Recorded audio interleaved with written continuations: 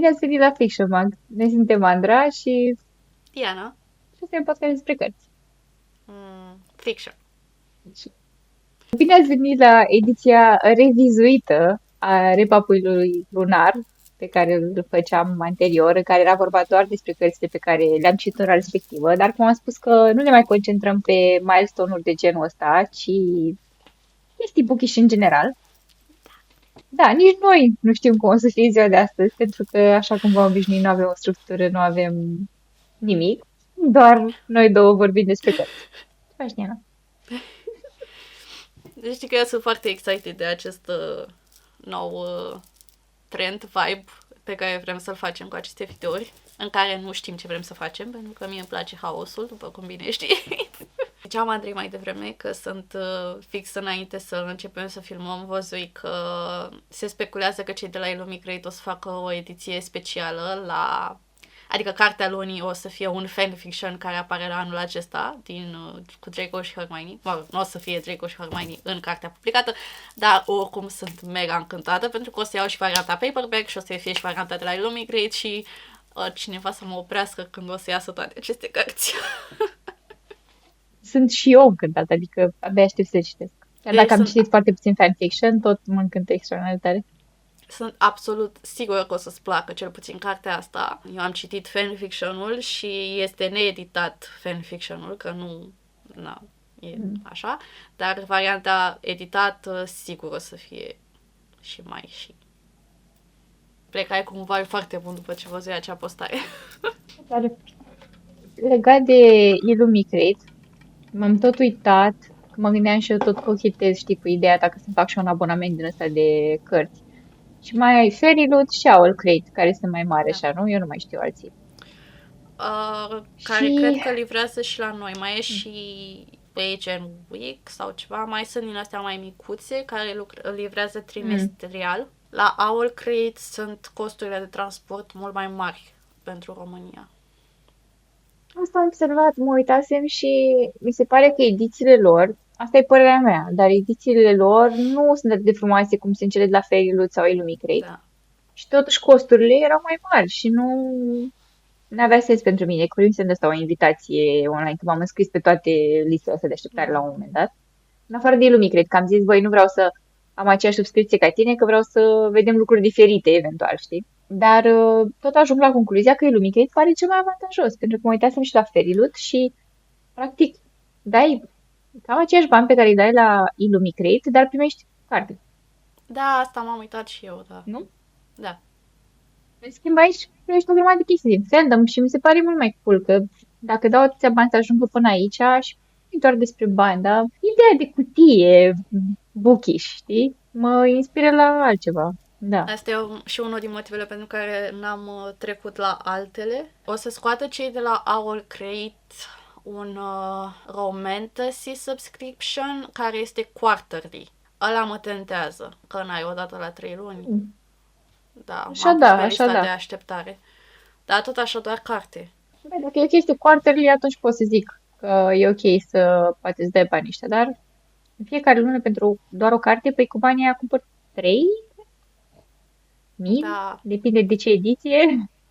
asta e chestia, că sunt scumpe taxele și transporturile la noi. Dar eu aveam impresia, sincer, că la Fairy Loot erau și bookish box-uri și cu chestii bookish, dar eu nu mai găsesc sau nu mai au pe interesul meu, mi se pare că au doar pe Young Adult, care au și obiecte. Nu sunt sigură, dar aveam impresia că erau totuși. De adevăr, astea de la Illumicrate cred că sunt mai calitative. Așa știu din asta. Dar Illumicrate are tendința să ia cărți de debut. Nu tot timpul, dar în Asta cu mare duș parte. întors. Da, exact. Exact. Sunt, nu știu, le ediții ce ne mai uităm noi, care apar, de exemplu, ce mi-ai dat recent cu seria cu Sight. Doamne, edițiile alea erau superbe, dar na, trebuie să fie abonat. Da, trebuie să fii abonat și să intri la pre-sale. Alea s-au dat în 30 de minute. Toate. Mă Da, așteptam, să n-a fie mai de ieșit colecție, nimic. n-ai cum. Da. Partea bună, în schimb, la Illumicrate e că odată ce ai primit prima subscripție, prima cutie, Mm. după aia poți să dai câte skip-uri vrei, dacă nu te încântă cartea. Că ai metode să afli cărțile de dinainte. Și anul ăsta mi-am propus să dau mai multe skip-uri. De exemplu, în februarie o să dau skip. Dar cartea Da. de ianuarie, pe care o să o vedeți în video ăsta, o ador. Este și sinopsisul, și cartea, și cum arată, și tot. E sper. Mhm. Vorbim despre ce am citit luna asta. La mine o să treacă foarte repede. Am două Bine, cărți. vreau să zic, hai să trecem peste asta Am și două o dat cărți. două. Încep eu? Prima carte.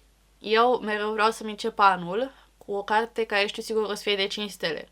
Este cumva gândul meu că așa va fi tot anul după. Anul trecut n-a funcționat. Mi-am încercat norocul încă o dată. Prima carte a fost Play Along de la Lee Stoneford, care este a patra carte din seria Windy City. Something Happened. Așa. Și cartea a patra iar îl are ca protagonist pe Isaiah, care este fratele lui Kai, care Kai este protagonistul din cartea a treia, pe care îl cunoaștem în cartea a doua și tot așa. Femeia asta scrie cei mai buni boyfriends de pe planetă. Și nimeni nu mă poate convinge de orice altceva. Isaiah și această carte s-au dus sus, acolo rămân. Sunt foarte curioasă ce carte o să mă facă să vreau un alt book boyfriend anul acesta.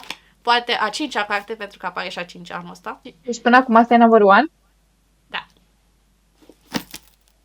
Și da, am plâns și la asta, dacă erați curioși. Este tot cu baseball, el este jucător de baseball, iar ea este singura femeie din echipa de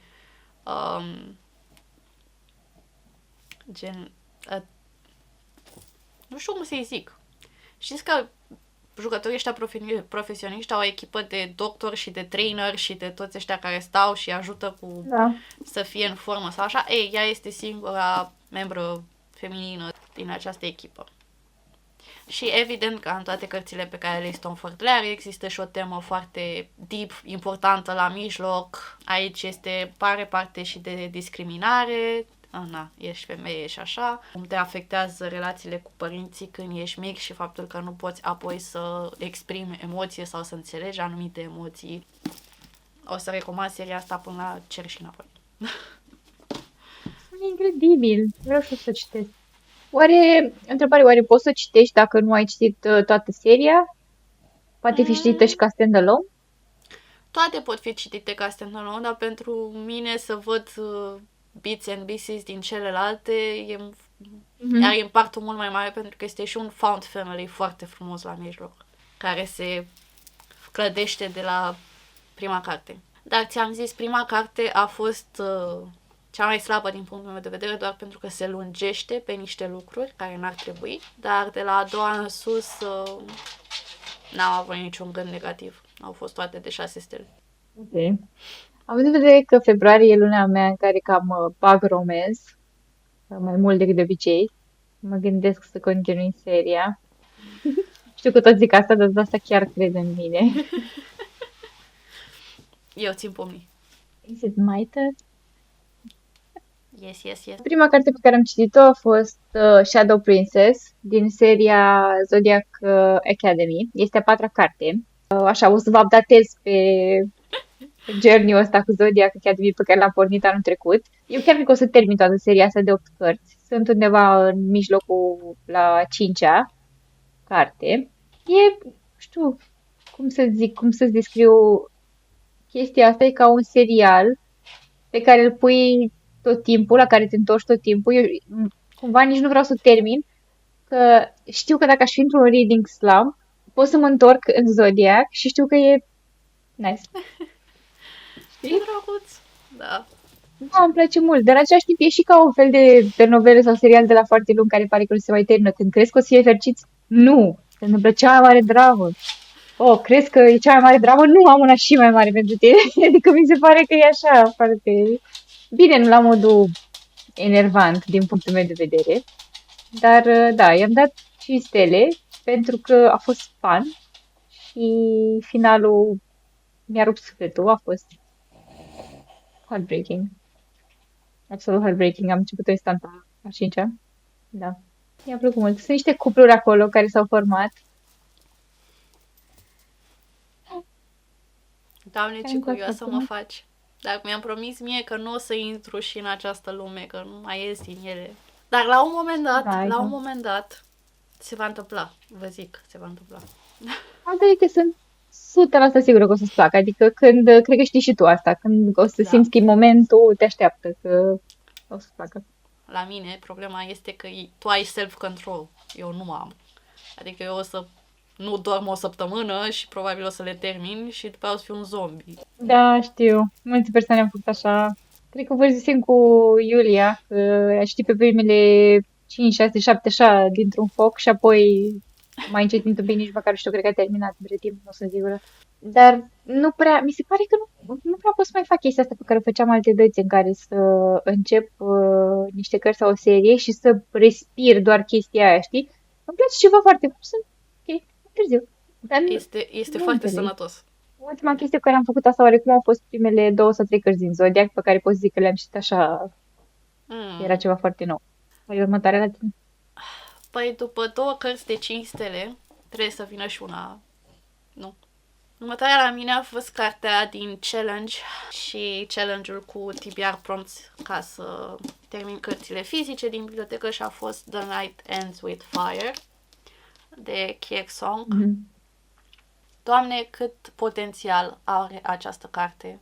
Am sperat până în ultima secundă că o să fie ceva acolo.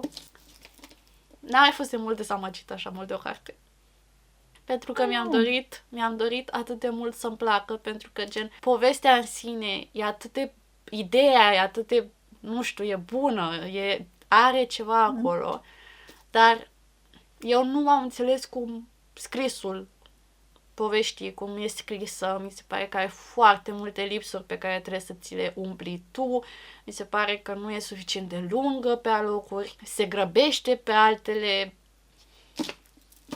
Deci povestea este așa, acțiunea este setată în China acum foarte, foarte multe sute de ani, ceva de genul, Mhm. iar suntem într-o lume în care suntem în mijlocul unui război, pentru că teritoriile sunt 3 teritorii, practic, care intră într-un război acum. Protagonista noastră era, femeie, în China atunci, practic ele nu aveau drepturi la mai nimic decât să fie femeie de casă, trebuia cumva să susțină familia și să se mărite.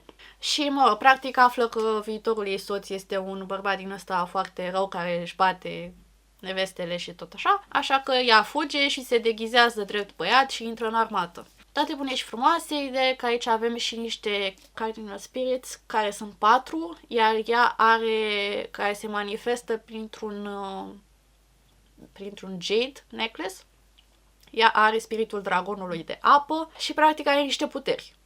Evident, poate să manipuleze apa, poate să îi convingă pe alți oameni să facă ce vrea să facă și tot așa. Problema mea cu această carte, trecând peste părțile nerealiste, este că, da, este o carte foarte feministă, pune accentul pe toate chestiile astea, which I loved, doar că le pune într-un mod prost din punctul meu de vedere. Protagonista noastră face niște alegeri foarte dubioase, este un love triangle, este un insta-love la dublu, care nu-și are nici măcar un pic de sens, cu 2 prinți, care iarăși n-are niciun pic de sens. Cum vorbea ea cu acel prinț nu are sens. Prea multe lucruri nu au sens. Sunt foarte spărată pe această carte. I-am dat 2,75 și i-am dat acele 75 de sutimi, ca să zic așa, prin simplul fapt, pentru un singur personaj este unul din cei 2 prinți, este pe partea de, deci este un love triangle cu o parte de friends to lovers și cu o parte de enemies to lovers. Pe partea de enemies to lovers este acest prinț, singurul personaj care a avut o personalitate în această carte, care mi-a plăcut enorm de mult și care a avut prea puțin screen time pentru cât putea să aducă, iar dacă eu voi continua să citesc această serie, este doar pentru acel personaj. Sunt foarte supărată, foarte supărată. Nu așteptam. Știu că ai vrut să știi cartea asta de multă vreme Da, și nu așteptam să fie așa. Dar e nici eu rău. și sunt foarte supărată. Da, asta e chestia cât se debut, I guess. Spune-mi care tu vezi mai bune ca mine. Am, am terminat într-un final de The Lost Bookshop Oh, de la Evie Woods. Da. Este o carte foarte frumoasă și e cumva historical fiction. Este o paralelă între momentul actual, lumea modernă și acum, nu știu cât să zic, 100 de ani or something. Nu mai știu concret. Cred că era la un moment dat și în timpul războiului, deci mai puțin de 100 de ani. Something like this. Oriunde între anii 1920 și 1940 aici. Asta am înțeles. Cred că au zis la un moment dat și anii, dar a trecut pe lângă mine. Ideea este că pornim tot de la ce ai spus tu, într-o lume în care femeia are un singur rol și totul este decis pentru ea, într-un fel. Personajul feminin principal din trecut, focusul cumva cărții, este Opalin și ea fuge de acasă din anumite circunstanțe, create de familia ei și fratele ei care încearcă să o controleze foarte mult. Este îndrăgostită de cărți, o chestie pe care o are la tatăl ei, care decedase în urmă cu ceva timp și ajunge să fugă cumva de fratele ei și găsește acest bookshop semi-magic și are o poveste foarte frumoasă, așa că nu vreau să dau prea multe spoilere, dar Opalin trece prin foarte, foarte multe obstacole, lucruri absolut heartbreaking. Adică credeam că dacă asta eu credeți că e o carte cutie, nu e chiar cutie, nu e despre, are multe teme pe care le abordează, violență domestică, abuz, foarte mult abuz, e destul de grea, nu are atât de multe, cred că, detalii grafice, dar conotația emoțională este foarte deep, așa că aș zice că e un disclaimer pe partea asta pentru persoanele mai sensibile pentru astfel de subiecte, dar sunt anumite scene care m-au impresionat foarte tare și pe cealaltă parte sunt personaje din lumea modernă, e Marta și Henry, doi oameni care se întâlnesc la un moment dat și care la fel au povești foarte diferite. Fiecare personaj mi-a plăcut foarte mult și felul cum se leagă lumea de acum cu trecut și cum redescoperă cumva acel Lost Bookshop, că tema cărții. Da, super. Pot să spun, ca punct negativ, că mi s-a părut foarte mare parte din poveste a fost așa puțin dragged out, știi? Toți treceau prin lucruri, făceau lucruri, dar nu înțelegeam scopul, știi? Mhm. Care e ideea, unde vrea să ajungă. Evident că aveam niște teorii legate de felul cum o să se întâmple lucrurile. Nu a fost așa. Finalul a fost heartwarming. Mi-a plăcut destul de mult, da. Dar e o poveste greuță. I-am dat 5 stele. Da, mi-a plăcut mult. Depinde de modul pe care l-ai, vreau să spun. Ești pe lista mea. Știi asta. Da, știu asta. Pentru că am fost atât de tristă după cartea dezamăgitoare. Pentru mine. Nu zic că este o carte Mhm. proastă. M-am întors la una din iubirile mele. Oh, Am recitit. Eu am citit toată manga și am văzut animeul, deci am recitit primul volum pentru că acum mi le-am luat fizice pe toate și vreau să trec chiar prin ele. Primele două volume, că sunt la pachet 2. Este un rom-com, am vorbit deja de nenumărate ori despre el, îl recomand în continuare. I love it. Da. Nu o să-i dau rating pentru că nu dau de obicei la manga, dar este infinit. Deci, da. Și vreau să mai spun și că am citit doar 2 cărți și o manga, dar am citit aproximativ 10 fanfiction-uri luna asta. Și vreau să vă zic doar despre unul din ele. Pot? Doar unul. Bun. da, chiar vreau să te întreb care a fost preferatul tău sau... Da. Vreau să vă zic despre fanfiction-ul care va fi cartea de care vorbeam la început, și anume Draco Malfoy and the Mortifying Ordeal of Being in Love. Este, cred că, cel mai lung fanfiction pe care l-am citit eu până acum și este, cred că, cel mai heartwarming ever. A vindecat ceva din mine. E fix ce aveam nevoie cumva perioada asta. Și este absolut superb. Este cel mai mare slow burn pe care am putut să-l citesc vreodată. Doamne ferește-mă cât le-a luat. Are sens pentru că chiar pornesc cu ideea că nu se suportă și vezi cum decurge relația și așa. Are foarte mult sens, dar, Doamne, cât de mult slow burn. Ideea este că Hermione în acest fanfiction este un healer care descoperă, practic, vrea să descopere un leac pentru o boală destul de dificilă și Draco este un Auror care este asignat să o protejeze în acest demers și este absolut super. Și spre deosebire de multe fanfiction-uri pe care le-am citit până acum, ăsta este gen focusat doar pe ei doi, Adică, da, apar și personaje, dar nu apar atât de in-depth ca să apuci să-ți pese de ele. Este efectiv focusat pe ei doi. And it's awesome. Deci chiar vă recomand din toată inima să citiți cartea când va apărea. Sunt foarte curioasă cum o să o facă, că nu mai ai aceeași lume, nu mai ai aceeași magie, nu mai ai... Îți trebuie un sistem de magie, cred eu, ca să... Nu știu, sunt foarte curioasă, dar mi-a plăcut foarte, foarte. Eu asta nu înțeleg cu cărțile transformate din fanfiction în cărți. Da. Cum Nici să eu sunt foarte reinventezi curioasă. tot, nu? Adică nu e ca Da. și cum poți să vorbești despre Harry Potter, să zici aurori sau magia, nu poate fi la fel cum ai zis tu, un alt stil de magie. Și despre ce mai e povestea după aia? I don't understand. Nici eu, dar de-abia aștept să văd. Deci, cum vom vedea. Vreau să mai menționez câteva cărți. De exemplu, cartea pe care am extras-o la challenge-ul din luna ianuarie, la Tempest of Tea. Și ceea ce vreau să spun este, cred că e posibil să fie primul DNF pe anul ăsta. N-a fost meant Da. to be. N-a fost și am încercat de mai multe ori. Sunt undeva la pagina 50. Problema mea cu cartea asta, povestea pare fi interesantă, adică e genul de chestii care mi-ar plăcea. Vampiri și un fel de heist, adică tot plotul pare a fi foarte, foarte interesant. Dar devine destul de dificil să citești o carte când din propoziție în propoziție nu înțelegi cine despre cine vorbește. Cum adică? Este scris atât de dubios, adică atât de alambicat. E ca și cum cineva a scris o propoziție care are sens și apoi a zis cum să o fac să sună mai literar. Aoleu. Și nu pricep. Și am citit cărți grele. Da. Asta nu e o carte grea, e o carte, nu știu, e scrisă dubios, pentru mine.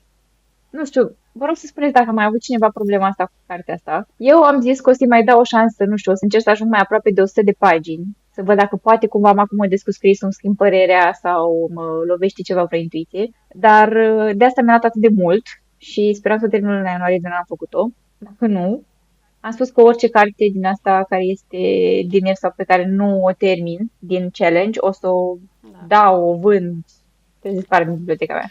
I agree. Mai am un update. Mai am două update-uri, de fapt. N-am terminat încă John Green, încă sunt la ea, dar mai am 100 de pagini, da, vă rog să aveți dreptate. Și am început Onyx. Oh. Sunt la 20% și îmi place foarte mult și m-a surprins că îmi place atât de mult, pentru că nu mă așteptam. Pentru că am judecat noi două foarte mult a doua carte. Pe bună dreptate, pe bună dreptate. Dar pot să spun că se vede că a doua a fost prinsă în grabă și la asta și s-a gândit un pic. Doamne ajută. În continuare pot să spun că sunt niște personaje la care mă întreb când erau astea în cartea a doua și de ce sunt importante acum. Știi? Dar Da. sper să-mi dau seama pe parcurs. Dar relațiile dintre ei, dintre oamenii main, sunt top. Super, extraordinar. Ce drăguț. Da. Și asta a fost prima carte pe care am cumpărat-o anul ăsta. Mă rog, am cumpărat-o pe Kindle. Da. By the way, că ultima dată am spus când ți-a stricat Kindle-ul, mi-am luat unul nou. Hei, am Kindle nou. Da, am renunțat la Paperwhite-ul meu din 2018 sau de când îl aveam. Și mi-am luat un Kindle Basic, pentru că mi-a plăcut culoarea asta. Și pentru că nu-mi plac Kindle-urile mai mari, iar cel Paperwhite nou din 2024 mi se pare mai mare. Și nu știu dacă mai are cineva problema asta cu Kindle-ul, dar mie îmi place să fie atât de atât. Ce frumos e. Da.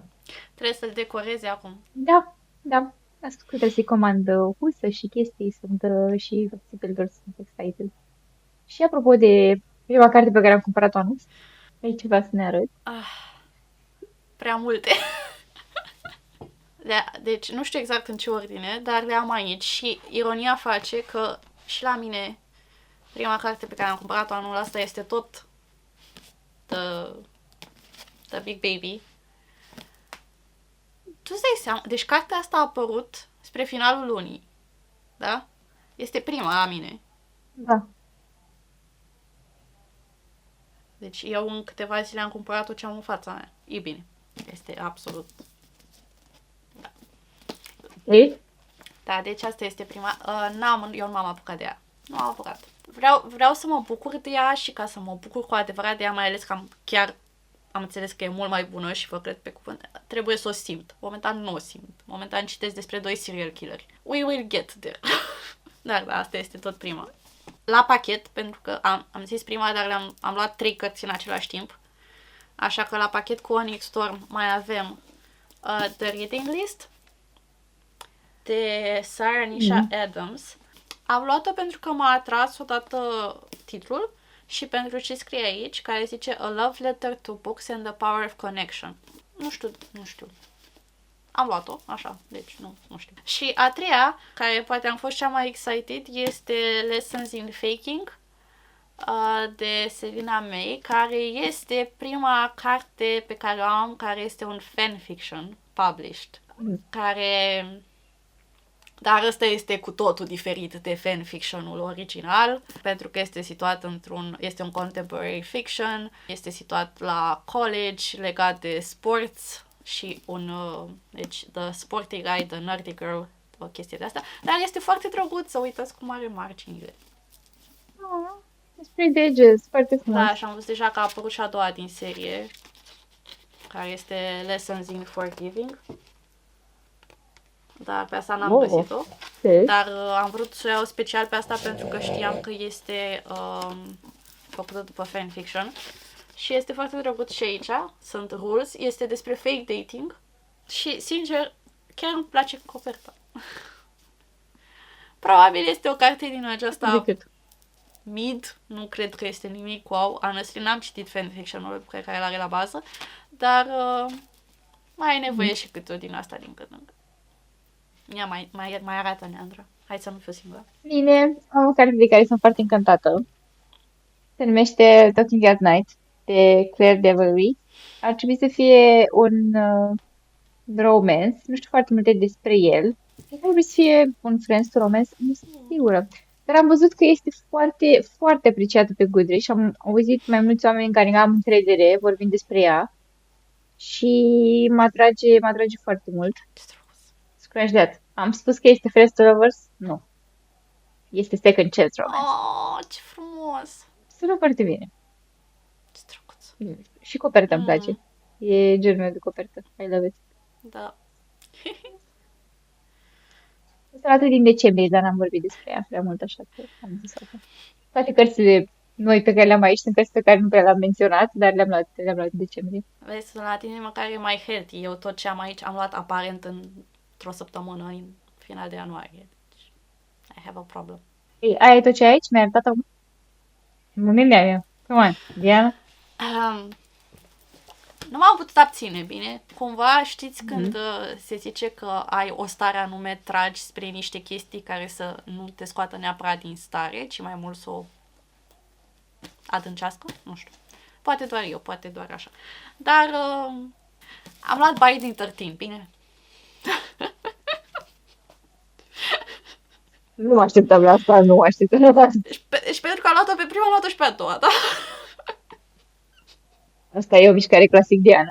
Hai să luăm tot ce a scris autorul ăsta, n-am citit niciodată, dar sigur o să-mi plac.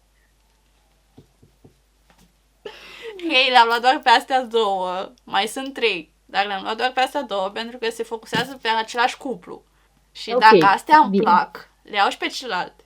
Și așa am aflat Bine. că o să fie 10 în serie sau ceva de genul. Ok.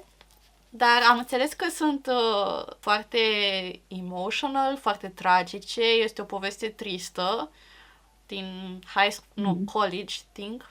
N-ai citit de mult și da. Tind să cred că o să-mi placă. Am citit așa random prin ele, as you do, și pare că o să mă înțeleg cu scrisul. Nu spui cum sunt. Eu n-am avut nicio tangență cu ele. Știu de ele, dar nu am încercat. Iar mie, poate este minoritate, dar mie îmi plac mai mult coperțile astea decât cele noi. I bought it.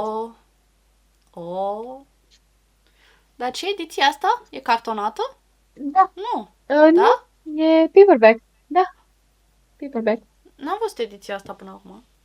E white print. Exact. Oare am luat-o din Budapesta? Păi, I vezi. think so.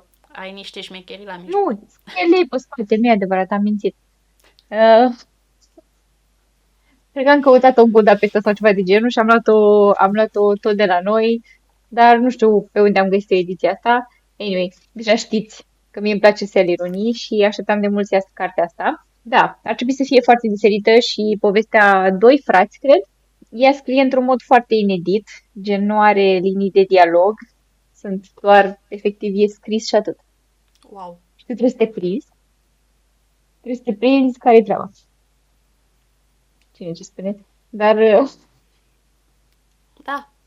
încă pe Sally Rooney am mai citit-o și știu că îmi place stilul ei. Adică chiar dacă e așa, asta mi se pare că, știi ce al ei, că pot să înțeleg chiar și când scrie în modul ăsta dubios. Care nu știu ce reprezintă alegerea asta stilistică neapărat, dacă ar trebui să îndemn de la ceva, nu am idee, nu mă pricep, dar caut, revin, când o să citesc. Nu. Da. Eu mai am o singură carte, care este cartea Mm. de la Illumicrate, pe care o pun și pe aici, pentru că na, este o carte nouă în luna Mm. ianuarie. Și este vorba despre Watermoon. Este un cozy fantasy care are loc în Tokyo. Arată superb, Da, și coperta arată absolut originală superb. e superbă. Da, așa vine. Este un cozy fantasy cu un magazin de amanet din Tokyo în care oamenii se duc să-și amaneteze cele mai mari regrete din viețile lor. Da, și, mă rog, practic, povestea începe cu protagonista noastră care se trezește într-o zi că tatăl ei a dispărut împreună cu cea mai mare comoară a magazinului de amanet și protagonistul nostru vine fix atunci să-și ofere ajutorul și este... Pe ea o șochează pentru că acolo oamenii vin să ceară ajutorul și nu să ofere și pleacă amândoi în această călătorie să descopere. Asta este naked cover-ul. Iar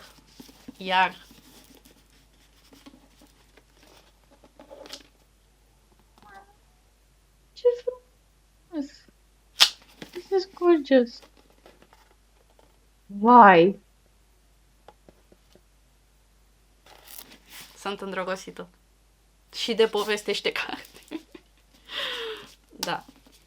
De-abia și să o citesc. Din ce am auzit, a fost o carte foarte așteptată. Da. Și, again, și coperta originală, dacă o căutați, este absolut superbă. Pe mine, dacă o să-mi placă cartea, mă tentează să o iau și pe aceea, apropo de asta. O să o pun și eu pe One to Read, pentru că dacă o văd într-o librărie, cred că o să iau, adică îmi place One to Read, ce este E acolo. foarte frumoasă. Mai am și o carte, pe care maybe am mai menționat-o, dar e tot luată prin decembrie și care mă încântă foarte tare. Am luat mult mai multe cărți în luna decembrie, pentru că aparent atunci am spart pușculița. Uh, dar mi-a fost greu să le caut toate în bibliotecă, așa că am luat doar ce mă atrage mai mult în momentul ăsta. Și este The Courting of Bristol Kids. Yes. Nu mai știu că avea ceva pe interior, nu cred. Nu. E doar în interior. Și despre ce e cartea asta? E ceva Forbidden Romance, nu știu, Fantasy, Deadly Fairy, Curses, something like that. Our kind of thing. Dar, da, exact, ceva din cartea asta, când am citit despre ea și când am luat-o în mână, am zis, asta e o carte care să-mi placă. Da. Nu știu de ce, cum, când, dar clar. Și Mary Pearson știu că este o autoare foarte apreciată. Cred că s-a mai scris niște cărți pe care le-am mai văzut noi. Nu mai știu acum cum se cheamă. Anyway. Le am aici. Nu Dance le-am ceva cu citit. Thieves. Da, Dance of Thieves și Așa. Vow of Thieves. Nu Așa, le-am citit. exact. Dar aparent foarte bun. Dar e bine că le ai. Ajungem și la ele. Dar, da, e și pe lista mea acea carte. Dar vreau mai întâi să le citesc. Cred că mai întâi o să citesc pe așa. Eu nu mai am cărți, dar mai am ceva. Am mai făcut ceva anul acesta. Mi-am luat o albume K-pop. Ambele de la Stray Kids. Da, sunt mega excited. Și vin și ele ca un fel de box. Nu o să le desfac acum, dar gen ai mai multe chestii. Cărți și postere și fotocarduri și tot felul, adică nu este doar un CV. Da, și sunt mega obsedată mai nou și de-abia aștept să-i văd live anul acesta. Mor, nu mai pot. Dar da. V-am zis că anul acesta intru în foarte multe chestii care mă fac happy. Ei, mă bucurăște tare. Eu pot să spun că sunt doar foarte încântată pentru luna februarie, pentru că mie îmi place foarte mult Valentine's, trăiesc consumerismul, I love it. Îmi place să citesc romance, să port roz și roșu. Mi-am făcut o inimioară pe deget, nu știu dacă se vede. Nu se vede. Eu le știu. S-a încercat. Anyway, O punem poza în repapandru. punem pozarea pe de pe Insta, da? Și da, trebuie să-mi aleg o carte romance pe care să o citesc. În luna februarie am făcut extragerea. Probabil că în momentul în care iese acest video o să fie și deja pe TikTok extragerea. Și am zis înainte, am zis ceva de genul, vreau o carte romance. Mi-a picat. Cea mai heartbreaking carte. Aoleu. The Song of Achilles de Madeline Miller. Eram, God. E genul de carte la care știu că o să plâng. Bă, e romance, sort of. E despre dragoste, într-o anumită măsură. Dar, Ouch. thank you for this. Da. Cam atât de la noi pentru prima luna anului. Mult entuziasm. Cred că asta poate să fie concluzia acestui video. Data viitoare ne vedem cu un video care ne va pune pe gânduri și anume vom vorbi despre cărțile pe care noi de-abia le așteptăm anul acesta, fie că sunt ele new releases, fie că sunt cărți din bibliotecă. Nu știm ce o să fie în el, dar haideți să descoperim împreună. Sunt foarte excited de asta. Abia aștept să filmăm. Până atunci, lăsați-ne în comentarii ce cărți ați citit în ianuarie, ce v-a atras din tot book-haul-ul nostru, dacă v-a atras ceva. Dacă ați început să citiți fanfiction, eu tot sper, nu mă las. La un moment dat poate o să vă bat destul la cap. Și să fiți spuse, ne vedem data viitoare cu episodul și... Bine.